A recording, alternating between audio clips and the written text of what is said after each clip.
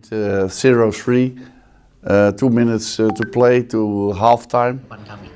Jadi PSSI hanya menyodorkan nama, mungkin 10 nama, nanti dipilih 2.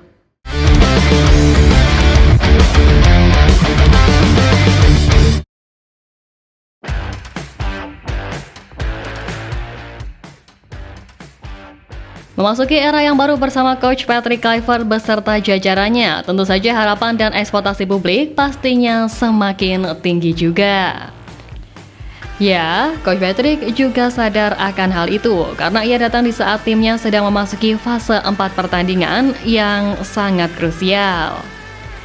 Nah, menyusul itu semua setelah beberapa posisi staf anyar Timnas Indonesia telah terisi, kini posisi dirtek dari PSSI diketahui masih kosong dan PSSI pun juga masih mencari sosok dari pengisi posisi tersebut. Sebelumnya, jabatan Direktur Teknik ini ditempati oleh Indra Syafri yang kini tengah fokus untuk menangani Timnas Indonesia U20. Tim itu sendiri sedang mempersiapkan diri untuk tampil dalam Piala Asia U20 2025 yang akan berlangsung di Cina, tepatnya pada 6 hingga 23 Februari mendatang. Indra Syafri mengaku akan memberi kontribusi semaksimal mungkin bersama skuad Garuda Nusantara, sehingga posisi dirtek masih kosong dan PSSI sedang mencari sosok penggantinya. Saya 1 tahun terakhir ini sudah fokus kontrak saya sampai 2027 pelatih tim nasional U20. Jadi dengan sendirinya jangan dibilang lagi saya dirtek, kata Indra Syafri di Jakarta. Indra Syafri mengakui bahwa tidak mudah untuk menjadi seorang dirtek. Pasalnya menjabat posisi itu kriteria yang dibutuhkan cukup banyak dan perlu untuk menguasainya. Indra Syafri juga mengaku bahwa tidak masalah jika kini fokus untuk Timnas Indonesia U20. Dia akan berusaha menjalankan tanggung jawabnya dengan sebaik mungkin untuk memberikan prestasi buat tim asuhannya.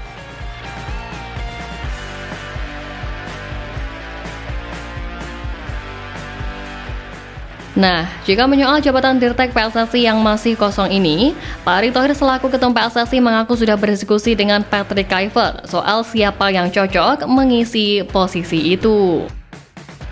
Seperti diketahui, usai diperkenalkan ke publik sebagai pelatih Timnas Indonesia, Patrick Kluivert kembali ke Belanda lebih dahulu dan akan kembali lagi ke Indonesia pada awal Februari nanti. Pak Erick memaparkan bahwa tugas Direktur Teknik PSSI tidaklah mudah karena salah satunya harus membuat filosofi yang tepat untuk sepak bola Indonesia dan juga fokus untuk menaungi timnas kelompok usia. Dan belakangan ini pun isu mengenai kemungkinan Louis van Gaal bergabung dengan PSSI sebagai Direktur Teknik Timnas Indonesia ramai diperbincangkan. Meski belum ada konfirmasi resmi, namun rumor ini telah memunculkan berbagai spekulasi, terutama mengenai besaran gaji yang harus disiapkan oleh PSSI untuk mendatangkan pelatih legendaris asal Belanda tersebut. Ya, sebagai sosok yang pernah melatih klub-klub besar seperti Barcelona, Bayern Munich, Manchester United, serta membawa timnas Belanda tampil impresif di berbagai ajang internasional, Van Gaal tentu memiliki nilai pasar yang cukup tinggi. Mengacu pada gaji terakhirnya saat menangani timnas Belanda di Piala Dunia 2022, ia diperkirakan menerima bayaran sekitar 2 juta euro atau sekitar 33 miliar rupiah per tahunnya. Jika dibandingkan dengan negara-negara Asia lainnya, Direktur Teknik di Jepang dan juga Korea Selatan umumnya menerima gaji sekitar 15 hingga 20 miliar rupiah per tahun. Tentunya hal ini menunjukkan bahwa untuk menghadirkan Van Gaal, PSSI perlu mengalokasikan anggaran yang lebih besar, terlebih lagi jika kontraknya disertai insentif berbasis performa tim. Total pengeluaran PSSI bisa meningkat signifikan.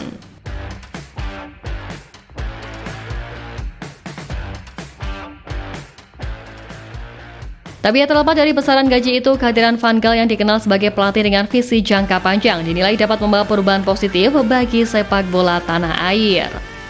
Ya, pertama tentu terjadinya pengembangan di sektor akademi sepak bola, sebab Van Gaal memiliki pengalaman dalam membangun sistem akademi yang sukses seperti yang diterapkan di Ajax Amsterdam. Tentu metode ini bisa dipakai untuk meningkatkan kualitas dari pemain muda di tanah air. Selain pengembangan akademi, pelatih legenda itu juga bisa membawa peningkatan sistem scouting, di mana dengan sistem pemantauan bakat yang lebih terstruktur, potensi pemain dari berbagai daerah pun dapat ditemukan dan dibina secara optimal. Kemudian ketiga, adanya peningkatan kualitas kompetisi lokal, di mana standar kompetisi Liga 1 dapat ditingkatkan untuk menghasilkan pemain-pemain yang siap bersaing di tingkat Asia maupun global. Dan untuk yang terakhir tentunya pembangunan fondasi Timnas Indonesia yang lebih kokoh, sebab Van Gaal dapat merancang strategi jangka panjang agar skuad Garuda memiliki sistem yang kuat dan mampu berkembang secara berkelanjutan. Tentu jika terrealisasi kehadiran Louis van Gaal bukan hanya soal mendatangkan seorang nama besar, tetapi juga membuka peluang besar bagi transformasi sepak bola di Indonesia. Ya, namun sebegitu PSSI juga masih enggan menanggapi rumor tersebut dan meminta publik untuk menunggu sebagaimana yang diungkapkan oleh Pak Erick Thohir yang tengah berdiskusi dengan Patrick Kluivert.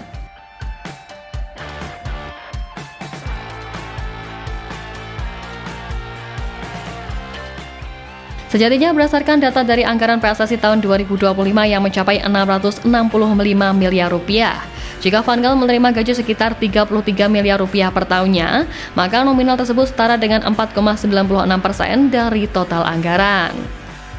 Nah, untuk merealisasikan perekrutan Van Gaal itu, PSSI mungkin perlu mencari dukungan finansial tambahan seperti melalui sponsor atau kerjasama strategis, di mana kehadiran pelatih sekaliber Van Gaal juga bisa meningkatkan daya tarik sepak bola Indonesia di kancah internasional dan membuka peluang kemitraan yang lebih luas. Namun jika kehadiran Van Gaal dirasa terlalu jauh, nama yang sedang santer muncul selain itu adalah Pepijn Lijnders, seorang pelatih ternama asal Belanda. Pepijn Lijnders, pelatih asal Belanda yang pernah menjadi kepercayaan Jurgen Klopp di Liverpool, menjadi kandidat kuat sebagai direktur teknik menilik rekam jejak impresifnya di berbagai klub besar di Eropa. Lijnders adalah mantan pelatih RB Salzburg pada musim ini dan juga pernah menjadi asisten pelatih di Liverpool. Selain itu juga, ia memiliki pengalaman melatih di FC Porto dan NEC Nijmegen. Sebagai pelatih kepala di RB Salzburg, Lijnders memimpin tim dengan 28 pertandingan dengan catatan 13 kemenangan, 7 hasil imbang dan juga 8 kekalahan. Tapi meski belum ada keputusan apapun dari PSSI mengenai posisi Dirtek yang sangat dikaitkan dengan nama-nama besar seperti Lijnders ini, namun Pak Erick Thohir menyebutkan bahwa tugas direktur teknik sangat krusial dalam mempersiapkan Timnas Indonesia menghadapi berbagai kompetisi penting termasuk kualifikasi Piala Dunia 2026, Piala Asia U17, U20, dan SEA Games 2025.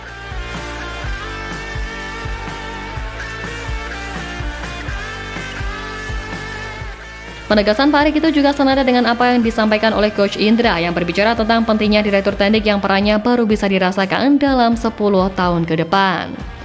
Diketahui Dirtek PSSI sebelumnya pernah dijabat oleh Indra Syafri selama 3 tahun dari Februari 2020 hingga Mei 2023. Setelah itu Indra beralih mengarsiteki Timnas Indonesia U20 yang diberikan target besar untuk lolos ke Piala Dunia U20 2025. Selain itu pun Dirtek PSSI sebelumnya juga pernah dijabat oleh pria asal Jerman Frank Wormuth, namun hanya bertahan selama 6 bulan hingga Desember 2023 atau hingga selesainya Piala Dunia U17 2023 yang digelar di Indonesia. Sepeninggal Wormuth, jabatan ini masih kosong dan PSSI melalui anggota komite eksekutifnya Arya Sinulinga mengatakan kekosongan ini karena pihaknya kesulitan dalam mencari orang yang tepat untuk mengisi posisi tersebut. Alasannya adalah tugas Dirtek itu tidak mudah karena tak hanya membawahi pemain timnas, melainkan juga mampu membangun filosofi sepak bola Indonesia. Sebagai mantan Dirtek PSSI, Indra Syafri juga menjelaskan bahwa ada 5 kriteria yang perlu dipenuhi sebagai seorang Dirtek. Kelima hal itu ialah leadership, manajemen, menguasai kepelatihan, menguasai sepak bola amatir, dan juga menguasai high performance. Tentu menarik dinantikan siapakah sosok yang bakal mengisi posisi direktur teknik PSSI di era baru ini.